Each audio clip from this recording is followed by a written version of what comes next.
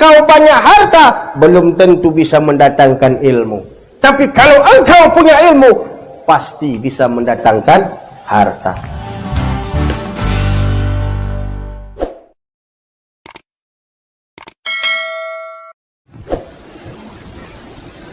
Siang-siang makan kerupuk, alangkah enaknya kalau pakai sambalnya. Maaf nanti kalau saya batuk, jadi suasana kurang meriahnya. Assalamualaikum warahmatullahi wabarakatuh.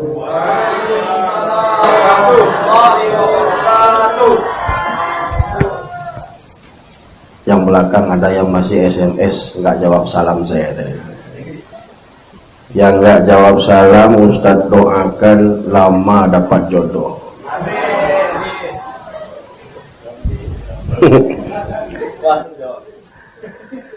Assalamualaikum warahmatullahi wabarakatuh.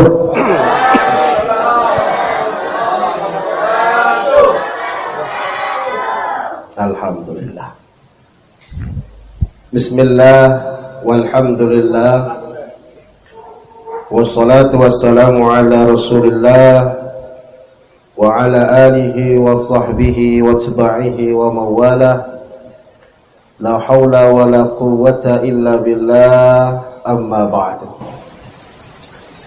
Yang saya hormati Ketua Stesis Putacani, yang saya hormati Ketua terpilih Stesis Putacani beserta seluruh jajaran Sivitas Akademika, yang saya hormati ketua seluruh jajaran panitia penyelenggara, yang saya banggakan mahasiswa mahasiswi kampus tercinta Stesis Putacani rahimakumullah.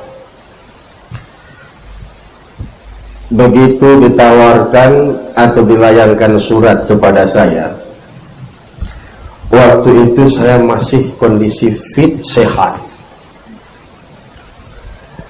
Kemarin Allah menakdirkan lain, saya agak rada-rada kurang sehat. Batuk datang, pilek muncul, demam pun hadir. Jadi kalau kampus lain yang undang, saya pasti minta izin. Tapi karena kalau Stesis saya nggak berani. Betul kata Bapak Ketua tadi, saya adalah bagian dari Stesis ini. Barang lama sebenarnya, cuman jarang jumpa. Sekitar tahun-tahun 2014 sampai 15, ketika saya ditelepon oleh salah seorang kajur hendak buat jadwal, saya bilang dengan sedih hati terpaksa saya mengatakan jangan dulu. Kenapa? Karena berat untuk membagi dua hati, antara kerjaan amanah di kantor yang harus pulang jam 4 sore, setengah 5, harus berbagi dengan Stesis. Prinsip saya, cukup hati untuk satu hati.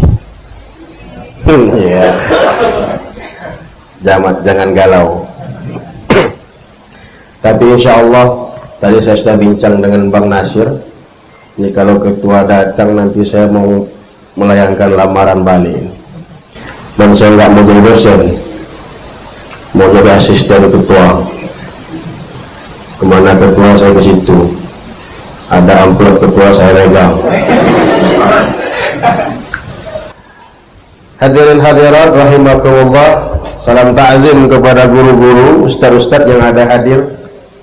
Anggap saja kita hari ini silaturahim, bukan mengajar, bukan dalam arti kata menggurui. Kita sama-sama mengkaji, sama-sama belajar. Puji syukur kepada Allah Malikur Rahman Malikur Rahim. Salawat dan salam kepada baginda Rasul Muhammad sallallahu alaihi wasallam. Ini hari ini terpaksa sistem solar nih. lama panasnya. Karena kalau dari awal pakai bensin takut batuk. Jadi santai dan sabar sajalah. Allah Subhanahu wa taala berfirman, laqad kana lakum fi rasulillahi uswatun hasanah. Tema yang diajukan ke saya ngeri-ngeri sedap saya bacanya. Meneladani sifat-sifat Rasulullah SAW. Kalau cuma sampai di situ aman tuh. Kita semua udah paham sifat Rasul macam mana. Ini yang terakhir ini nih, di era zaman now. Sampai hari ini saya belum tahu apa makna zaman now. Ini adalah bukti daripada makin kalutnya zaman sekarang, makin bingungnya orang-orang sekarang, makin galaunya manusia-manusia sekarang mau mencari kata-kata yang tepat. Biar keluar tidak aneh, tidak sama, tidak kuno. Dulu ada zaman kini, sekarang zaman now. Padahal maknanya sama saja. Saya khawatir ada orang yang nggak tahu bahasa Inggris, macam saya lah. Nggak bisa saya bedakan zaman now sama zaman now. Ini zaman apa bacanya? Now apa no? Ini bahasa Inggris, bahasa alas nih.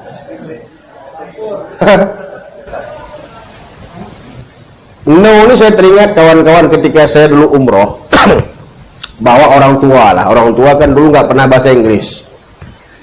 Naik Qatar Airlines. Alhamdulillah tak ada satupun pramugari yang paham bahasa alas. Ketika lagi nawarkan makanan kan dikasih itu. Mau ini apa itu. Orang tua tuh nggak tahu. Saya pun nggak tahu. Cuman saya ingat yes dan no itu aja lah. Ketika ditawarkan orang tua bilang mas, kaina temuna eripikun. Oke, kebetulan saya waktu itu saya nggak mau makan. Saya kepingin ada kentang goreng itu saya makan. This yes, wah kan. Wah satu lagi tawarkannya air yang agak bersoda. No, wah kalau matu, no. Ya nanti nemi, no, matu hanya nonda. Aneh. Tapi ini zaman now, ini zaman sekarang ya. Hadirin hadirat rahimakumullah, saya bangga bisa hadir di sini walaupun ini sebenarnya udah azan nih. Bentar saja. Tema kita saya kupas 15 menit selesai. Nggak usah lama-lama, nggak sampai 1 SKS lah. Rasulullah sallallahu alaihi wasallam, saya ambil satu cuplikan saja dari ayat Allah yang tadi saya bacakan, laqad kana lakum fi rasulillahi uswatun hasanah. Sungguh kalau engkau mau mencari contoh, kalau engkau mau menjadikan tamsilan dalam hidupmu, uswah dalam hidupmu, lihat Rasulullah sallallahu alaihi wasallam. Pertanyaan muncul, kok Allah nyuruh kita nyontoh Rasul Muhammad? Kenapa mesti Muhammad? Kenapa tidak Jibril yang notabene-nya malaikat yang tak pernah berbuat dosa kepada Allah? Pertanyaan ini mudah dijawab. Yang pertama, Rasul itu manusia, kita manusia, maka yang paling tepat manusia mencontoh manusia. Betul. Kenapa nggak Superman? Macam mana mau nyontoh Superman? Maaf, pakai celana dalam aja dia nggak tahu di mana tempatnya. Di dalam, orang di dalam dan di luar. Tak bagus. Kalaulah sama manusianya, apa kelebihannya? Ada sebuah kata-kata, Rasul itu basyarun la kal basyar. Iya, Rasul adalah manusia. Betul, Muhammad adalah manusia, tapi la kal bashar, tapi dia tidak seperti manusia biasa. Kebiasaannya ada pada manusia, tapi prakteknya beda dengan manusia. Coba lihat, kita manusia, Rasul manusia. Kita tidur, Rasul pun tidur. Cuman bedanya, Rasul tidurnya sedikit, kita sedikit-sedikit. tidur. Rasul tidur, yang terpejam cuman matanya, hatinya terbuka dan terjaga. Kalau kita sudah jumpa, jangankan kasur, karpet yang sudah berbulu pun, ada bantalnya sudah berpeta pun, mengkong ini.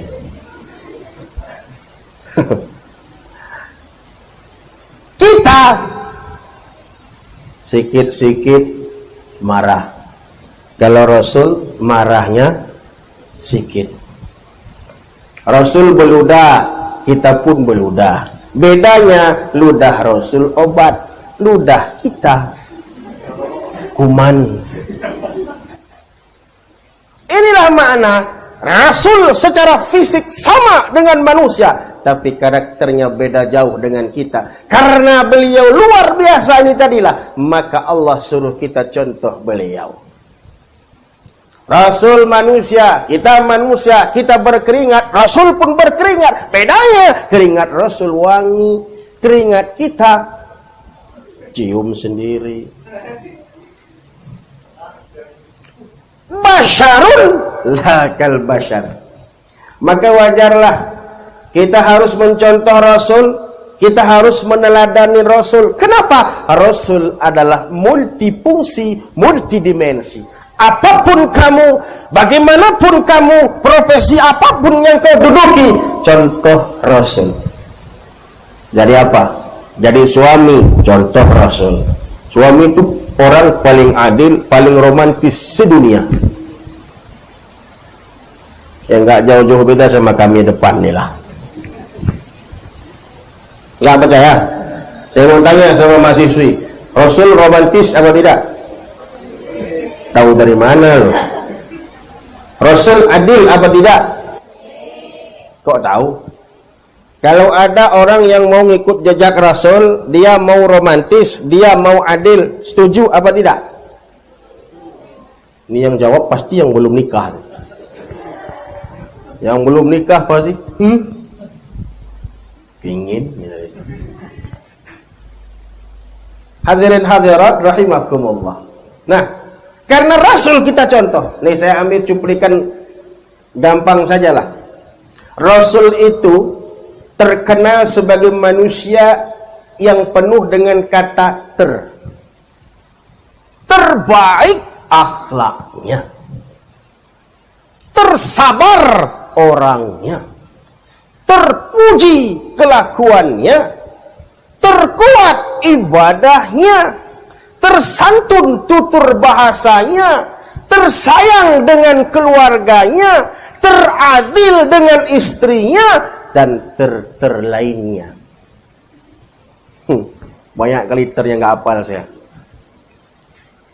Suatu hari dalam sejarah saya baca, ketika Rasul baru saja berhijrah, di salah satu pidato yang beliau sampaikan di hadapan para hadirin di saat itu, wahai umatku, wahai sahabat-sahabatku, maukah kalian aku tunjukkan bagaimana cara kiat untuk sukses dunia akhirat? Jawab semua, mau ya Rasul. Caranya bagaimana? Hari ini kita bahas dua saja, nggak usah panjang-panjang. Yang lebihnya nanti acara lain undang lagi. Yang pertama kata Rasul, kalau engkau mau sukses dunia akhirat, utlubul ilma, tuntutlah ilmu. Konsep Rasul masalah ini kan jelas. Man aradad dunya fa'alaihi bil. Halo? Ini lupa apa nggak tahu? Man aradad dunya fa'alaihi bil ilmi. Wa man aradal akhirata fa'alaihi bil. Wa man aradahuma fa'alaihi bil. Kalau engkau ingin bahagia duniamu, ilmu jawabannya. Kalau engkau mau akhiratmu bahagia, ilmu jawabannya. Kalau engkau mau dunia akhiratmu bahagia, ilmu jawabannya.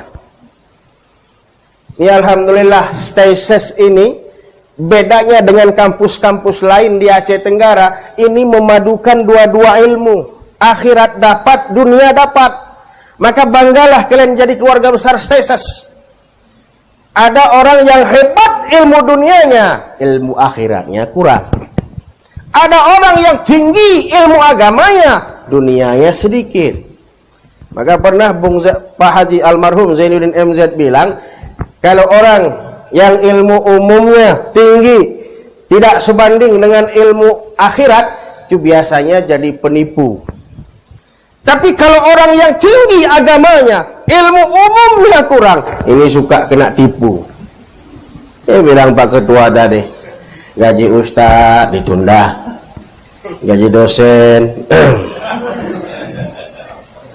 tapi mudah-mudahan ya, gaji dosen nggak ditunda, dirapel. Walaupun 2 tahun lu nggak apa-apa, ikhlas, sabar. Tapi mudah-mudahan dengan terpilihnya ketua baru, ini nanti akan berubah semua, insyaallah. Ini gedung akan naik 6 tingkat kabarnya. Mudah-mudahan, walaupun masih angin surga, tapi mudah-mudahan itu bisalah. Nanti pertama nanti tempat mahasiswa semester 1, kedua semester 2 kan enak kita. Di tengah nanti kita papin blok semua, parkir mobil dosen-dosen, kantin nanti wifi-nya lancar. Menghayal dulu, menghayal. Mana tahu nanti bisa terwujud. Amin. Jangan pesimis, optimis. Mana tahu Allah bukakan pintu ijabah doanya, dikabulkan. Mau gini aja atau mau gitu?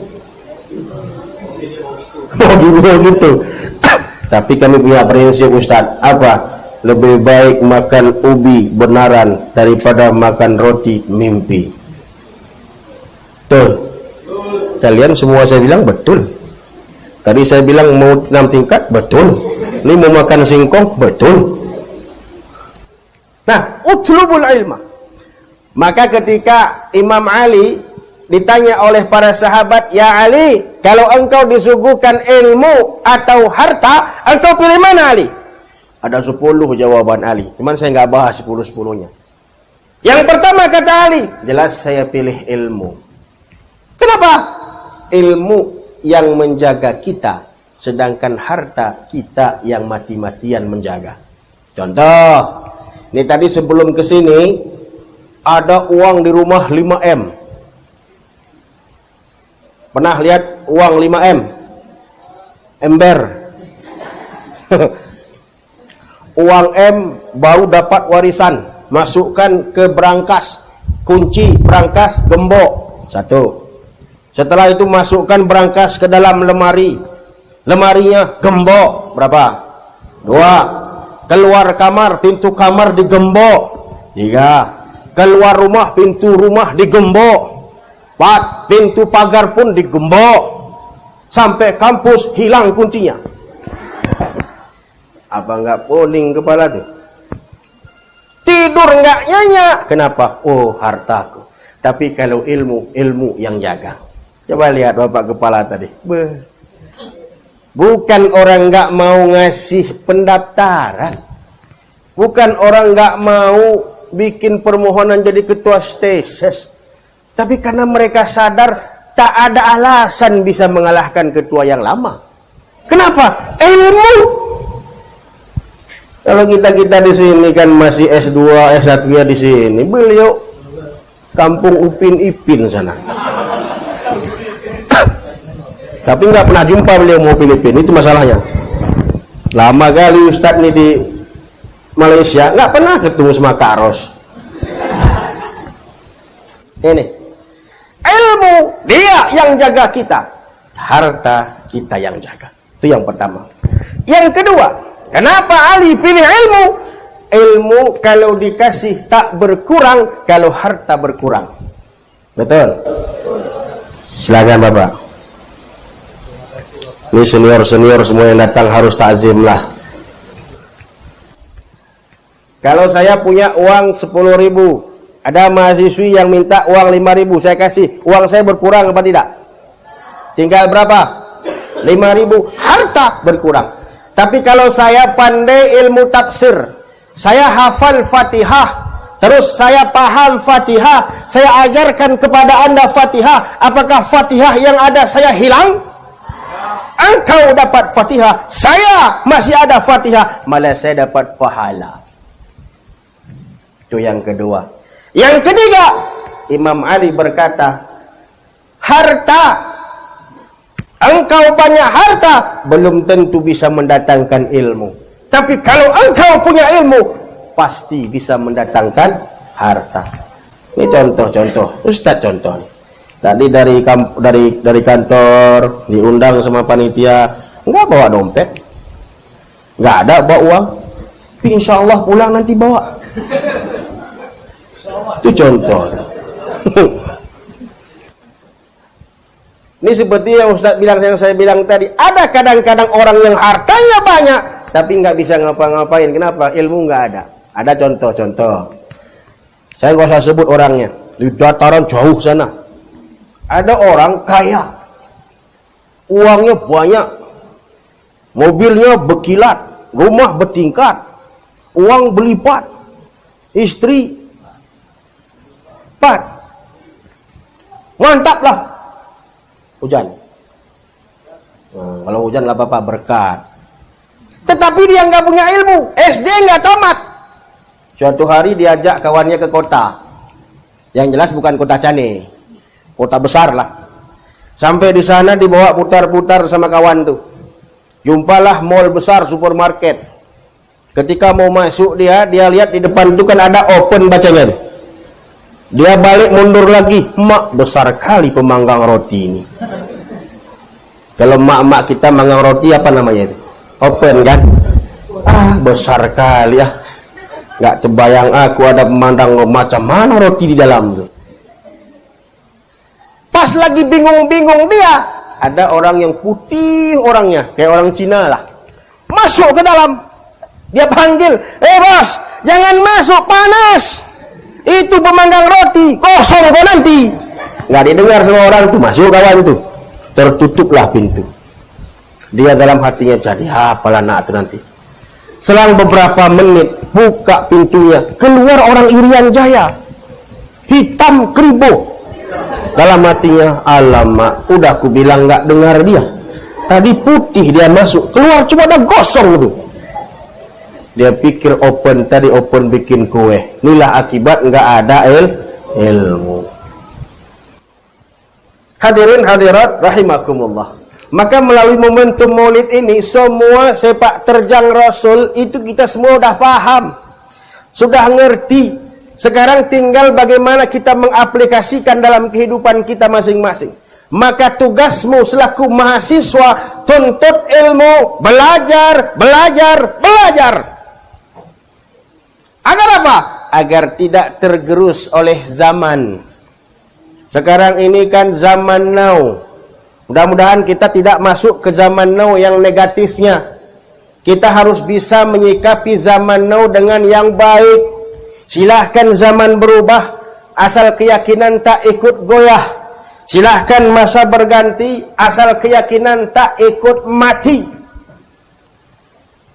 Harus punya kekuatan iman, ilmu. Bukankah Allah mengatakan, yarfa'illahu alladhina amanu minkum walladhina utul ilma darajat. Yang Allah angkat derajatnya adalah orang yang beriman dan orang-orang yang punya ilmu.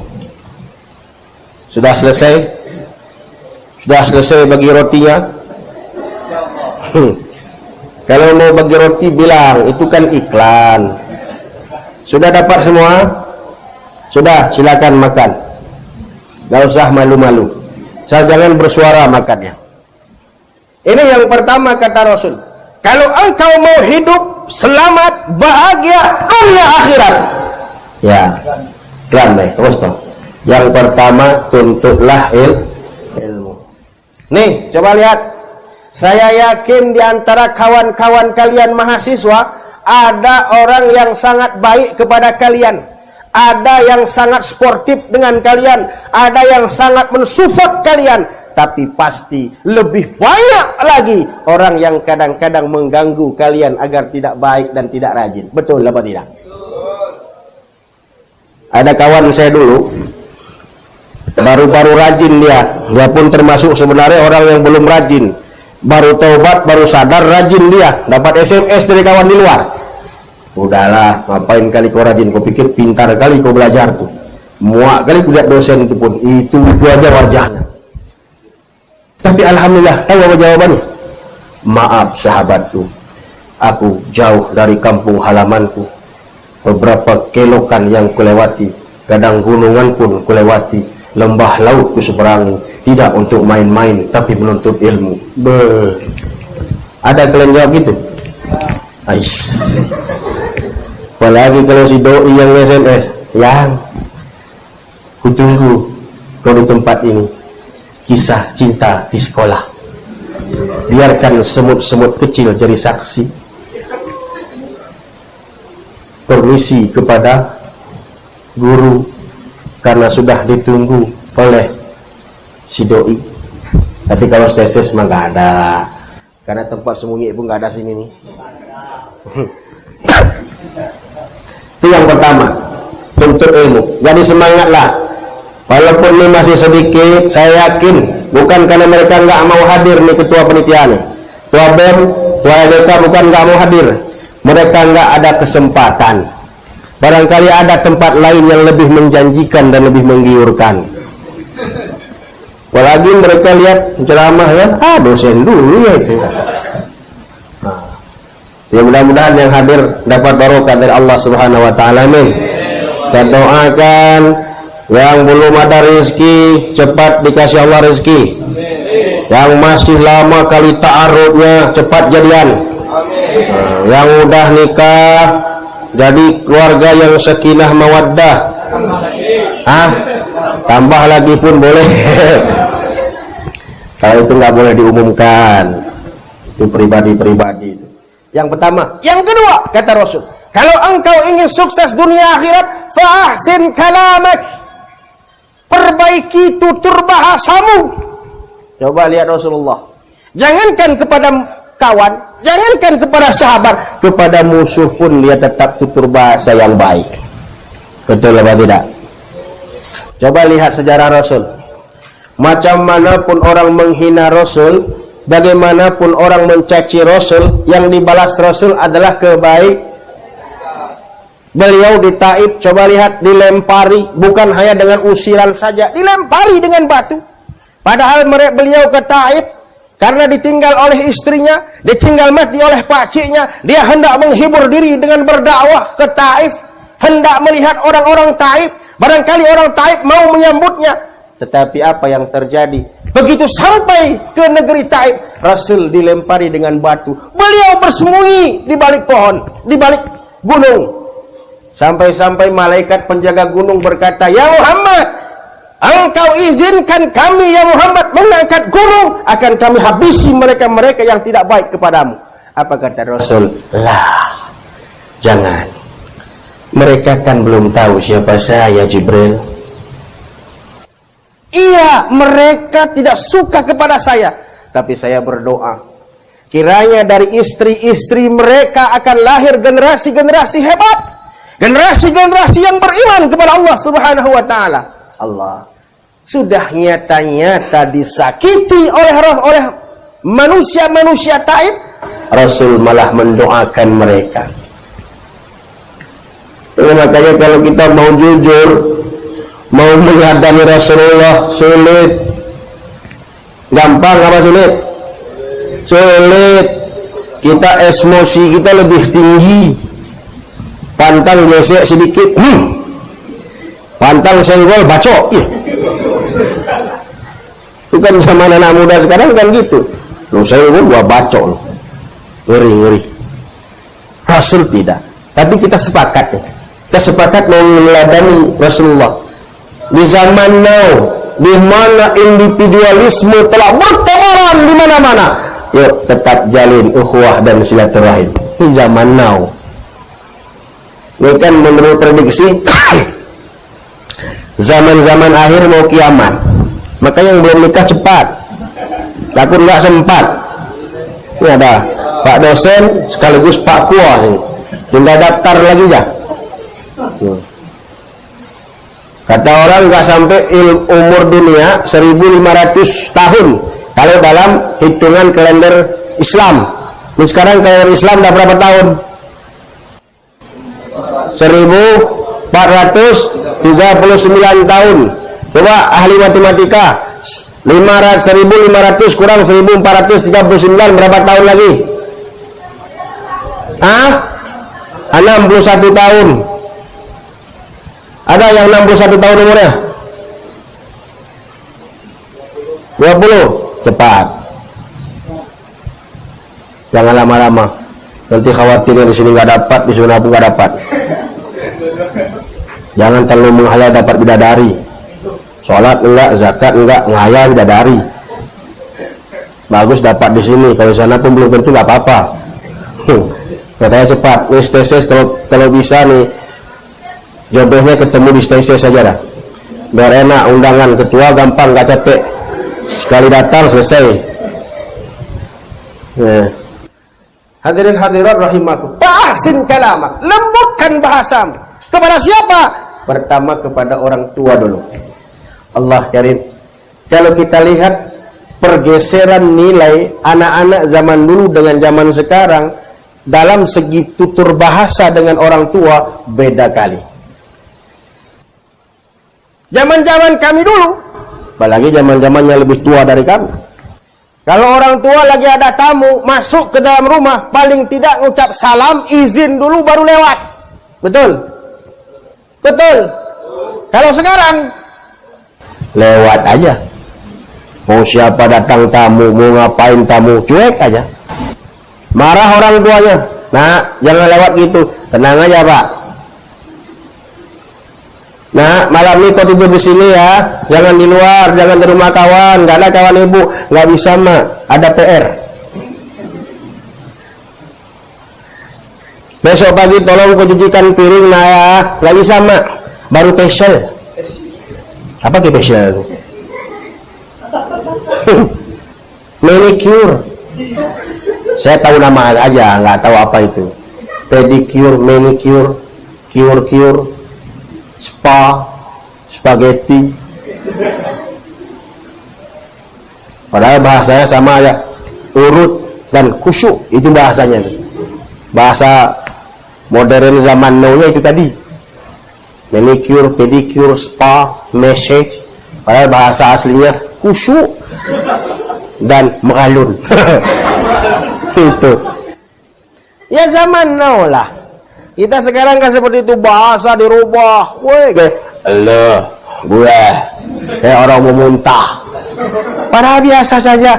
Antum, ana, kesemangat. Abi, umi, lo, gue, en. Zaman now. Itu kan gaya-gaya zaman now. Nah, jangan kita terfokus ke zaman now. Naik ke atas sedikit. Teladani Rasulullah. Boleh kau ikuti zaman, tapi jangan sempat kau terbawa zaman. Ya, alhamdulillah semua di sini putri-putri mahasiswi berjilbab semua. Mantap. Di sini, di rumah kami nggak tahu. Ada nenek-nenek naik becak sama anaknya. Anaknya cantik, muda pula tuh. Tapi sayang, you can see, rok mini, parfum baby. Ada ustaz lewat, kebetulan kenal sama nenek tuh. Dikejar ustaz tuh naik kereta kan? Jam mana pula gak kejar, terpandangan tuh gak enak tuh. Nek, stop dulu.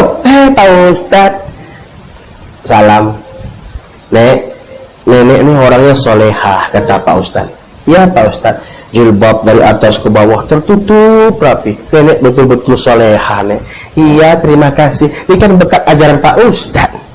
Tapi sayang, Nek, yang samping nenek kok nggak ditutupi, Nek.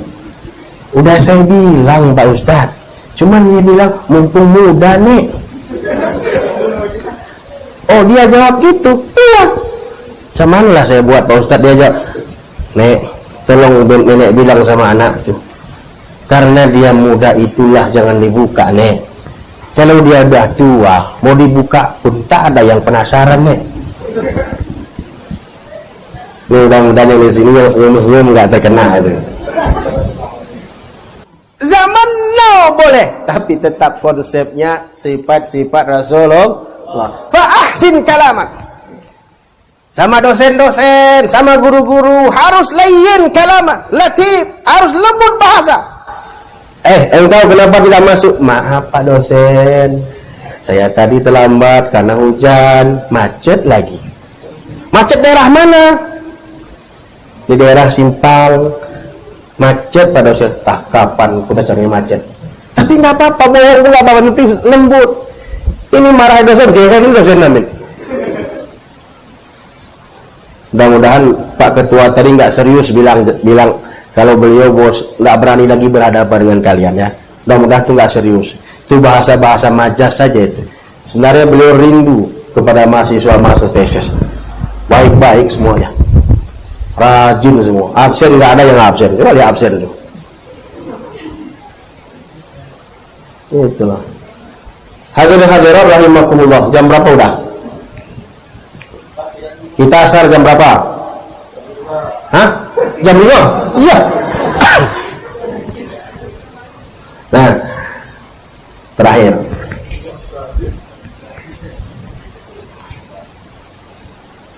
Tiga hal. Ini aja lah intinya. Tak mana-mana judulnya rangkum sendiri. Saya pun nggak tahu apa yang mau saya sampaikan. Yang pertama melalui momentum Maulid, pertama perkuat rasa cinta kepada Rasul. Tidak ada alasan bagi kita nggak cinta sama Rasul. Kenapa? Rasul pun cinta kepada kita. Engkau cinta kepada sesuatu, silahkan. Tapi jangan sempat kecintaan itu mengalahkan cinta kepada Allah dan Rasulnya.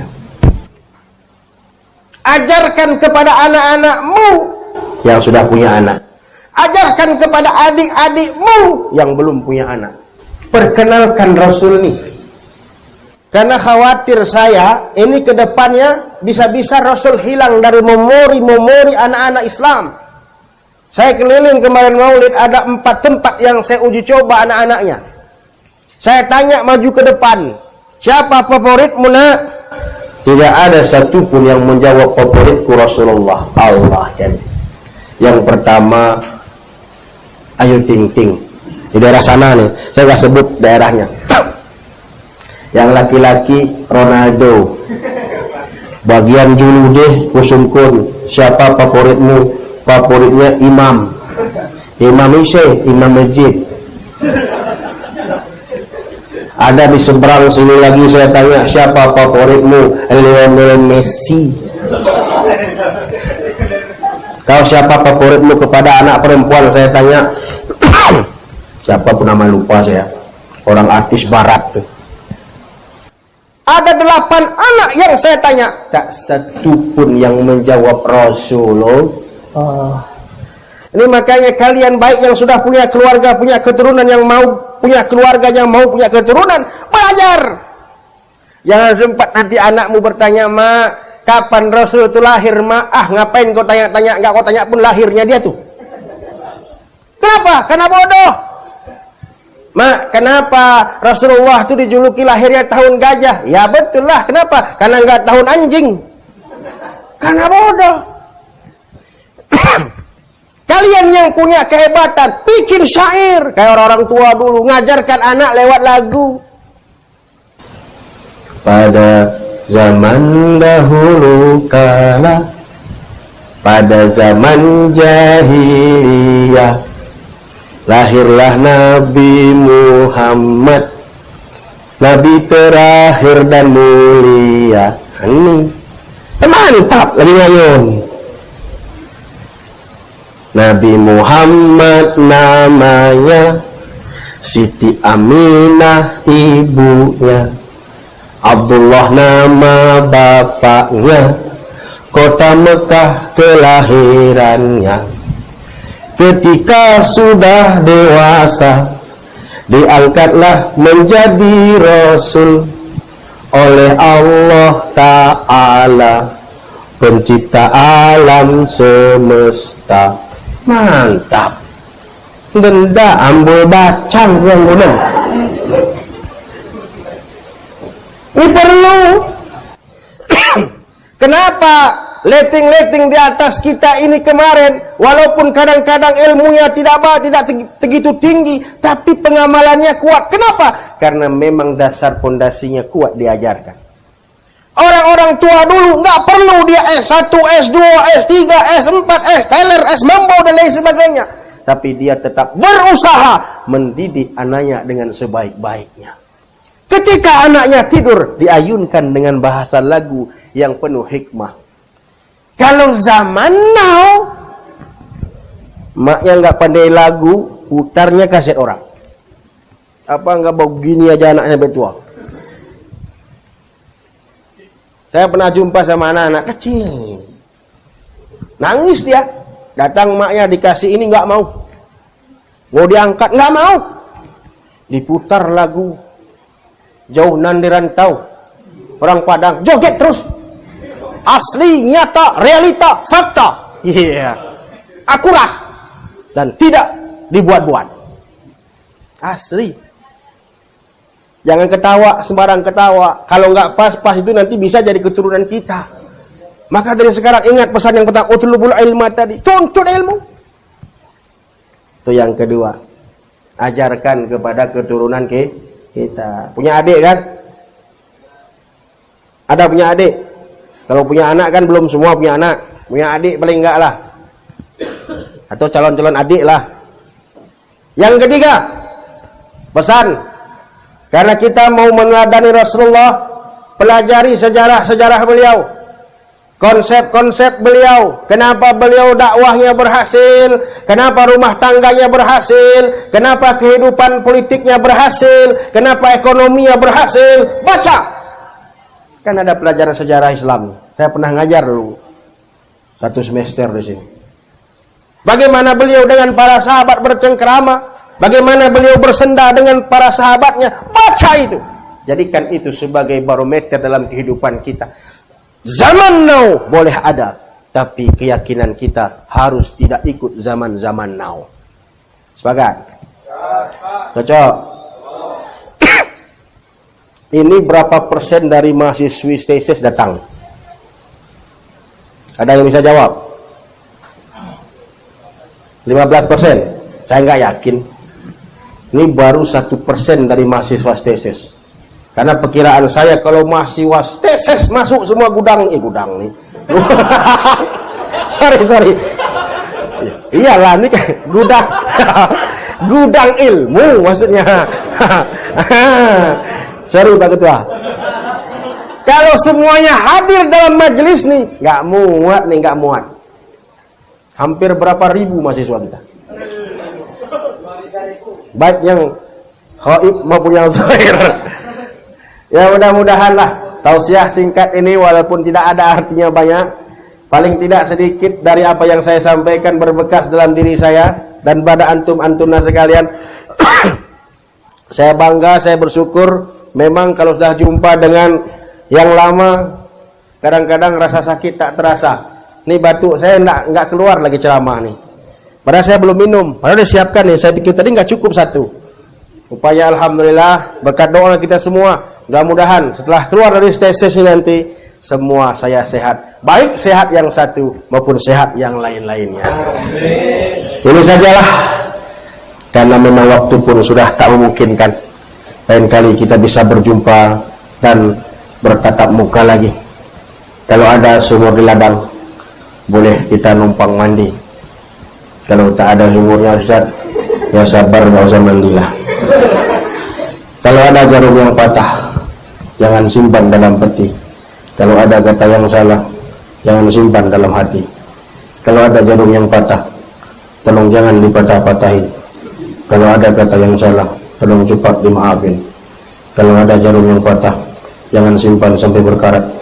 Kalau ada kata yang salah, maafin Ustaz dunia akhirat. Wah langsat, wah duku, wah rambutan, ada di pasar.